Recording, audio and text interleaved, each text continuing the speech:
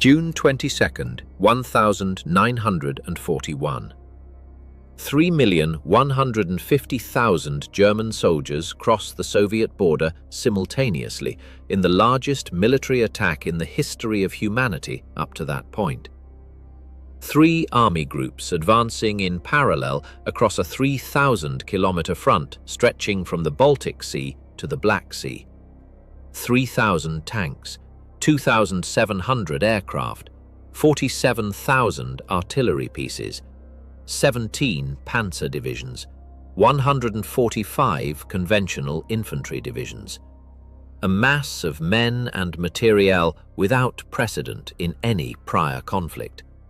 And behind all of that, a question that most textbooks answer in 2 sentences and consider closed. Hitler hated communism. Hitler wanted territory in the East. Invasion explained. Turn the page. That is not a lie, but it is so incomplete that in practice it functions as a lie, because it leaves you with the image of an ideological fanatic who one day decided to attack the Soviet Union because his hatred overwhelmed his prudence. And that image is comfortable, it is reassuring, and it is profoundly false. The reality is more complex, colder, more calculated, and precisely for that reason, more terrifying. Because the decision of June 22nd, 1941 was not the result of a breakdown in rationality. It was the result of a rationality that operated within a system of premises that were false, racially pseudo-scientific, and morally monstrous, but whose internal logic was consistent and followable. To understand why Hitler attacked the Soviet Union in June of 1941 specifically, and not earlier or later, and why he did so having signed a non-aggression pact with Stalin only 2 years before that had served him perfectly, you have to read 4 layers of reasons that are almost never explained together. When you read them separately, they seem like distinct factors. When you read them together, converging on the same point in the summer of 1941, the decision stops seeming like madness and starts having the cold, terrifying logic of someone who believed, with arguments that were not irrational within his own premises, that not attacking was more dangerous than attacking. The first layer, Lebensraum, but not the way you were taught it. The first layer is the one you were taught, Lebensraum, living space, but taught in a way that strips out its real strategic content and reduces it to an empty ideological abstraction. The concept of living space was not a personal invention of Hitler's, nor a fantasy without intellectual roots. It had serious antecedents in German geopolitics from the late 19th and early 20th centuries. The geographer Friedrich Ratzel had coined the term Lebensraum in 1897 in the context of his theories about the organic relationship between states and the territory they needed to survive and develop. The geopolitician Karl Haushofer, professor at the University of Munich and one of the most influential intellectuals of the interwar period in Germany, had developed those ideas in a direction that pointed explicitly toward the East as the natural space for German expansion. Rudolf Hess, Hitler's personal secretary during the years of imprisonment at Landsberg after the failed putsch of 1923, was a direct student of Haushofer and acted as a transmission belt between the geopolitician and the future Führer during the years when Hitler was writing Mein Kampf and constructing the theoretical scaffolding of his worldview. What Lebensraum meant in Hitler's operational mind was something far more concrete and strategically articulated than the abstract term suggests when used in textbooks. Germany, in this vision, needed productive agricultural land in the East to feed its growing population without depending on imports that could be cut off by a naval blockade in wartime, exactly as had happened in the First World War, when the British naval blockade had killed, through starvation and disease, approximately 750,000 people in German territory between 1914 and 1918. It needed raw materials, especially oil, iron ore, manganese and wheat, in quantities that German territory could not provide internally. And it needed all of that not by purchasing it on international markets through agreements that created dependency and vulnerability, but by controlling it directly, with full territorial sovereignty over the lands that produced it, and with the native population reduced to servile labor or eliminated according to the requirements of German colonization.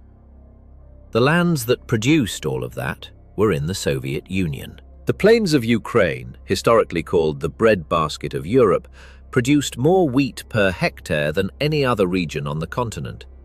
The oil fields of the Baku region in Azerbaijani Caucasus produced in 1941 approximately 23 million metric tons of crude oil per year, representing more than 80% of total Soviet production.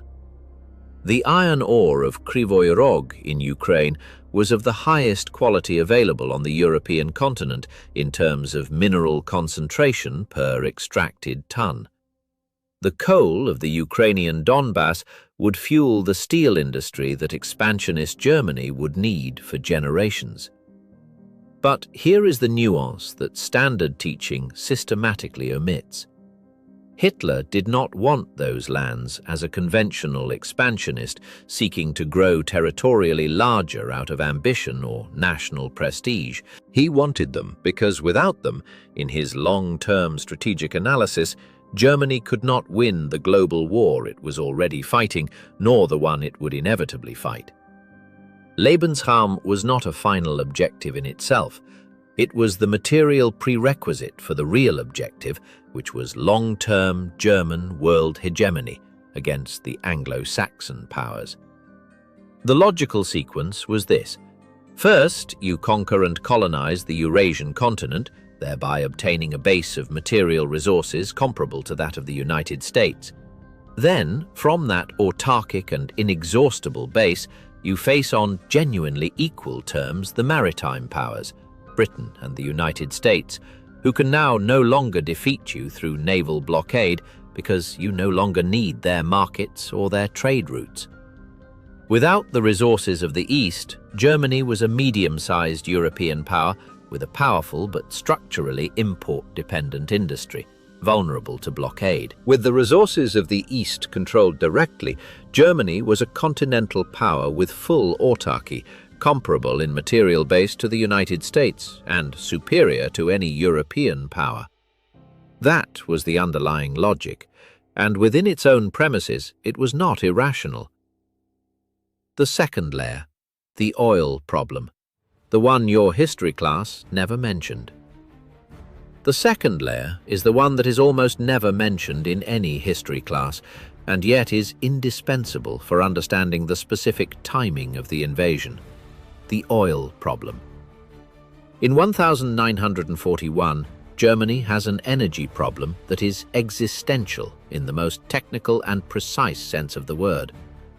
The German war machine runs entirely on oil. The Panzer IVs of the army, the Messerschmitt Bf 109 seconds of the Luftwaffe, the submarines of the Kriegsmarine, the thousands of supply trucks that keep the logistical chain of a Wehrmacht deployed from Norway to North Africa operational, everything runs on oil derived from coal through the Bergius hydrogenation process developed in Germany in the 1920 seconds, or on oil imported primarily from Romania through the Ploiești fields.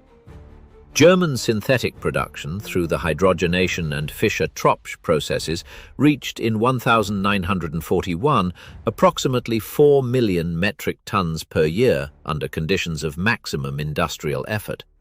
Romania contributed another 2.5 to 3 million, depending on the quarter.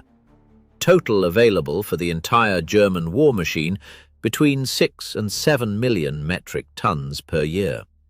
The problem had the mathematical simplicity that the economic planners of the Reich were calculating with growing alarm since 1940. The war machine Hitler had set in motion was consuming those reserves at a rate that the internal projections of the Reich Ministry of Economics and the logistics department of the OKW, the Wehrmacht High Command, identified as unsustainable beyond 2 or 3 years. The campaign in France in May and June of 1940 had consumed reserves that took months to partially replenish. The Battle of Britain had drained aviation fuel stocks to levels the Luftwaffe considered worrying. The North Africa campaign that Rommel had launched in February of 1941 was consuming oil at a rate that the Logistics Command described in its internal reports as unsustainable in the long term without new sources of supply. And on the horizon, the possibility of a direct conflict with the United States, whose industry produced more oil per year than the rest of the world combined, made the numbers even more unfavorable. The oil fields of the Baku region and the Caucasus were producing at that moment 23 million metric tons per year. If Germany controlled them directly, the energy problem disappeared in practical terms for decades.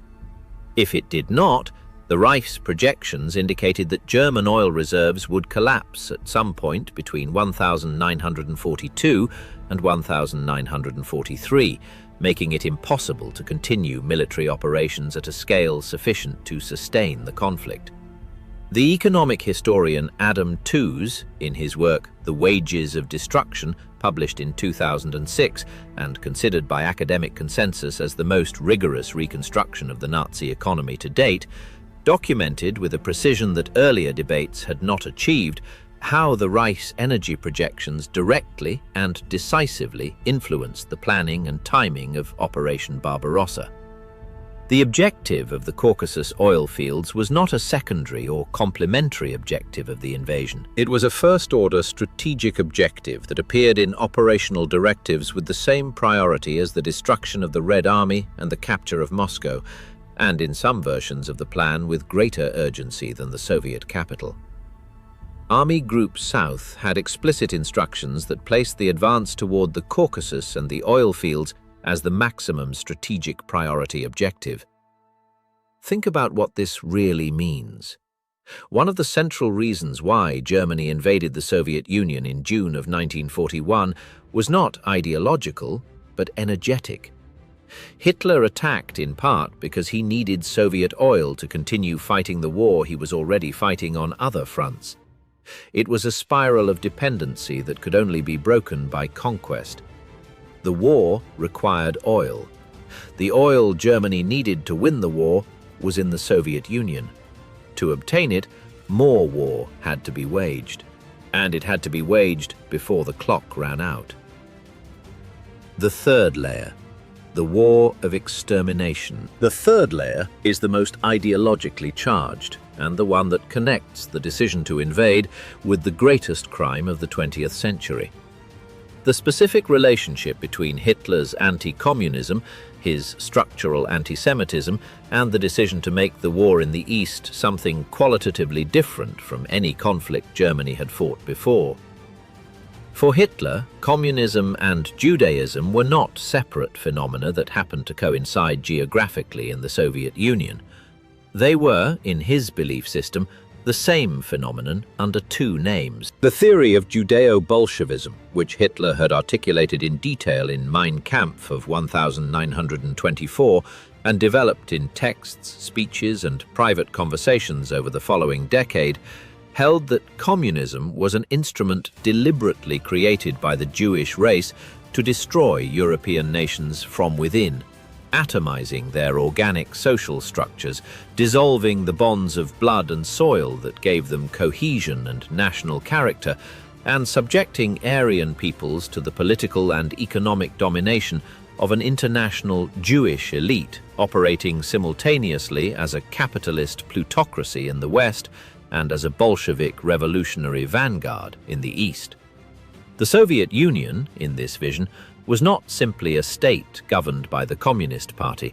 It was the most advanced, most armed, and most dangerous manifestation of the Jewish project to destroy European nations. A state of Slavic slaves directed by a Jewish elite that had physically extinguished the genuine Russian aristocracy, the only group in Russian society that Hitler considered a bearer of genuine Aryan values, and converted the Russian people into a mass without national character of its own, manageable and interchangeable.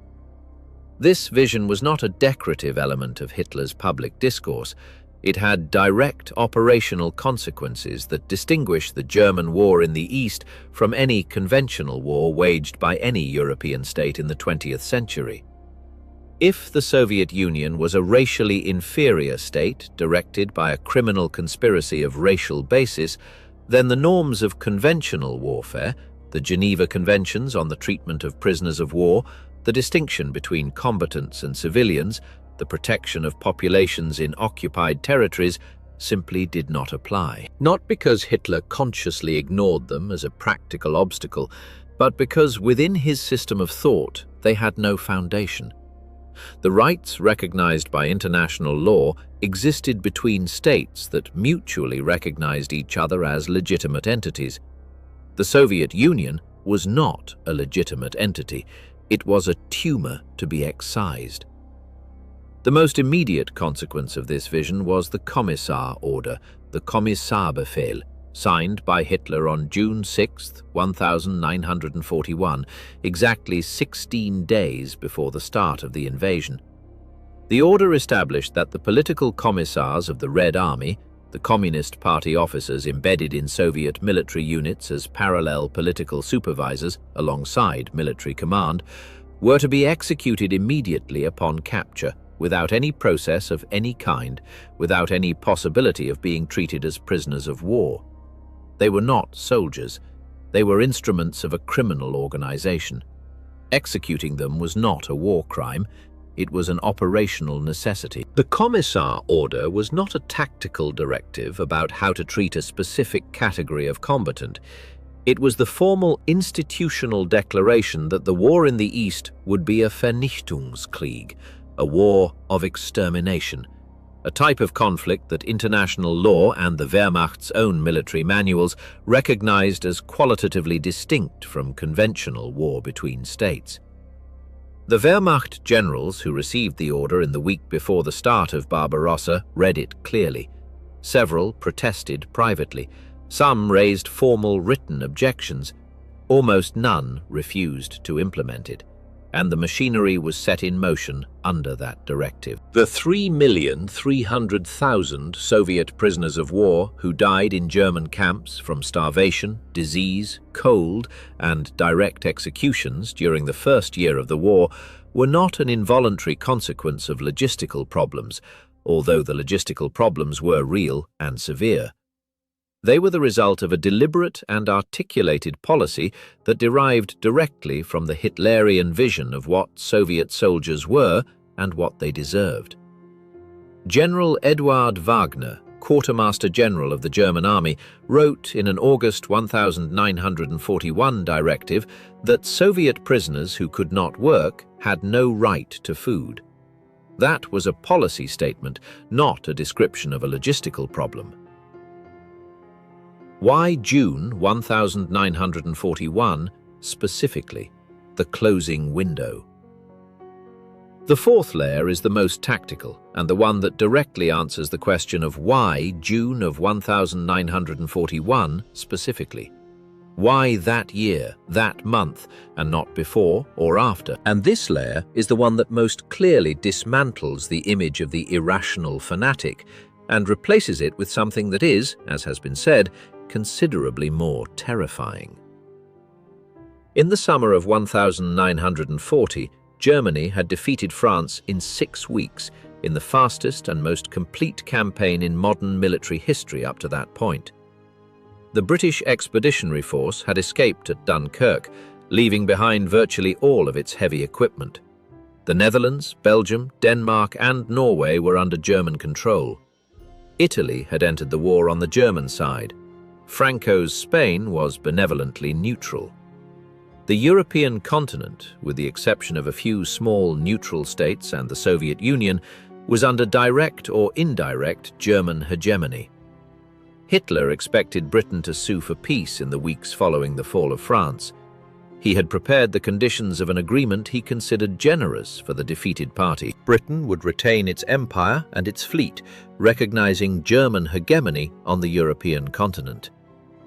It was, from Hitler's strategic perspective, the natural division of the world between the two great powers he saw as racially kindred, continental Germania and oceanic Anglo-Saxony. Churchill said no, and that refusal radically and permanently changed the German strategic calculus. With Britain still at war after the Battle of Britain, with Franklin Roosevelt in Washington providing growing material support to the British under the Lend-Lease policy that the American Congress approved in March of 1941, and with the possibility of a direct American entry into the conflict that German analysts considered a matter of time rather than principle, Hitler found himself facing the strategic situation that German military thought, from Clausewitz to Schlieffen, had identified as the most dangerous possible scenario for Germany: a two-front war. In the West, Britain, with growing American industrial and material support, increasing month by month. In the East, the Soviet Union, which, although formally neutral under the terms of the Molotov-Ribbentrop Pact signed in August of 1939, was using every month of peace to rearm, reorganize, and modernize its army at a scale that the intelligence estimates of the Abwehr and the intelligence department of the OKH were registering with growing alarm in their quarterly reports. And here is the timing element that standard teaching almost never mentions with the clarity it deserves. The Red Army of June 1941 was not the same Red Army that would exist in June of 1943. Stalin's purges between 1937 and 1938 had produced the greatest decapitation of an officer corps in the military history of any major power. 35,000 officers had been executed, imprisoned, or demoted in a period of 18 months. 3 of the 5 marshals of the Soviet Union, 13 of the 16 army commanders, 50 of the 57 corps commanders, 154 of the 186 division commanders. The result was a numerically enormous army, with more tanks than all other armies in the world combined by some counts, but with a broken chain of command, a confused operational doctrine, and a corps of mid-level officers without experience or confidence in their own decisions, terrified of the consequences of any initiative that might be interpreted as disobedience or incompetence.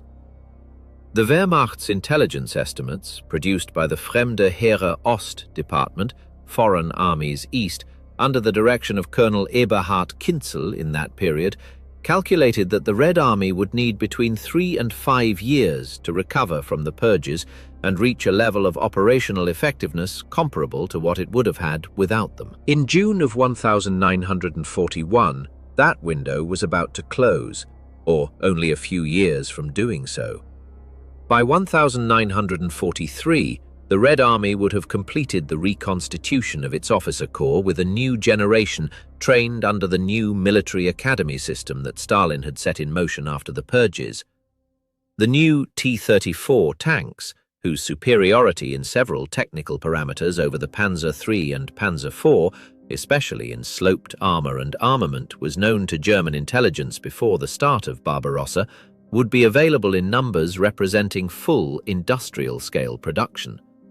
By 1943, attacking the Soviet Union would be quantitatively more costly and qualitatively more difficult than in 1941. General Franz Halder, chief of the German Army General Staff and one of the most brilliant and documentarily prolific military men of the Reich, recorded in his personal diary an entry from July 31, 1940, covering a meeting in which Hitler laid out this reasoning with a clarity and articulation that Halder transcribed literally. Hitler argued before his generals that the only practical way to force Britain to negotiate peace was to eliminate the last concrete hope remaining to them on the European continent. That last hope was the Soviet Union. As long as the Soviet Union existed as a major military power, Britain, and eventually the United States, could hope that a German-Soviet conflict would exhaust Germany and create the conditions for its long-term defeat. If the Soviet Union were destroyed militarily and reduced to occupied territory and a source of raw materials, that hope would disappear.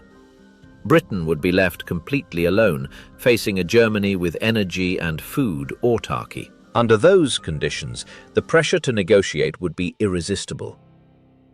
Halder listened to the reasoning, recorded it in his diary with the precision of a man who knows he is documenting history, and began planning Barbarossa.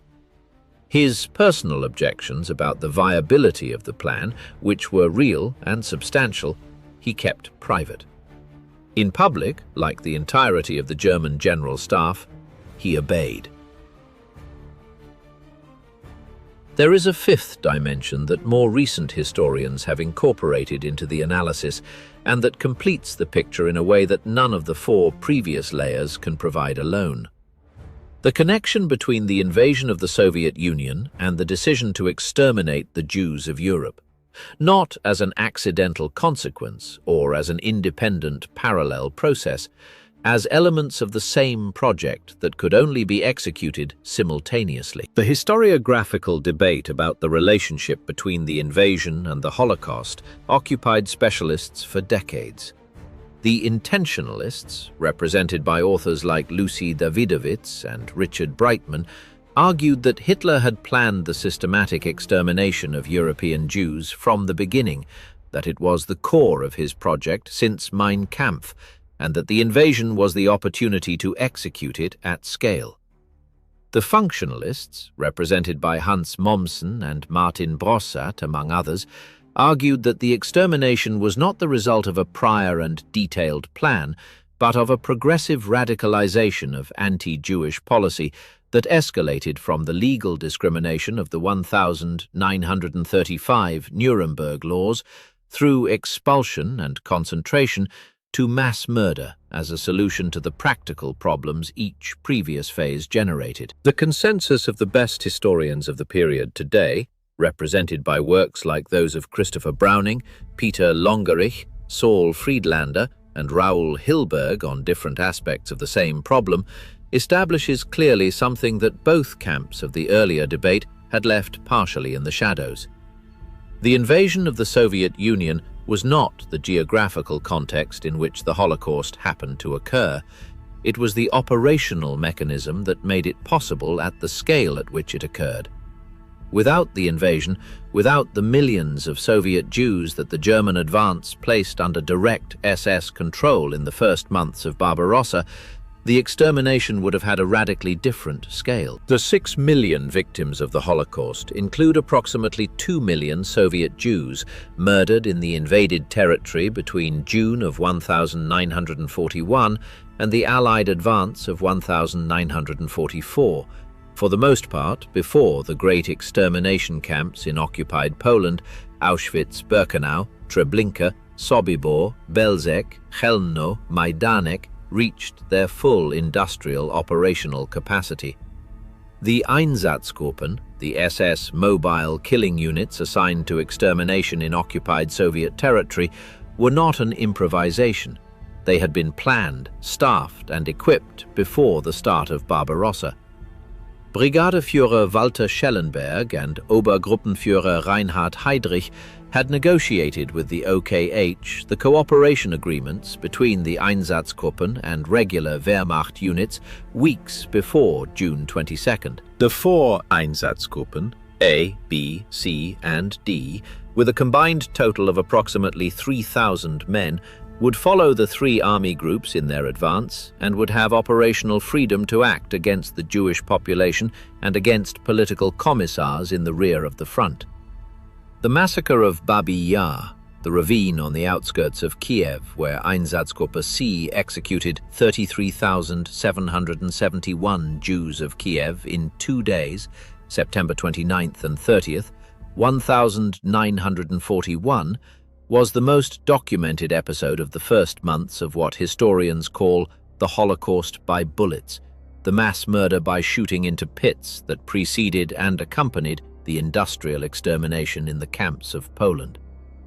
Before the end of 1941, the Einsatzgruppen had murdered more than 500,000 people in occupied Soviet territory. Hitler, by signing the Commissar Order in June of 1941 and approving the operational agreements between the SS and the army for the functioning of the Einsatzgruppen, knew with precision what he was setting in motion.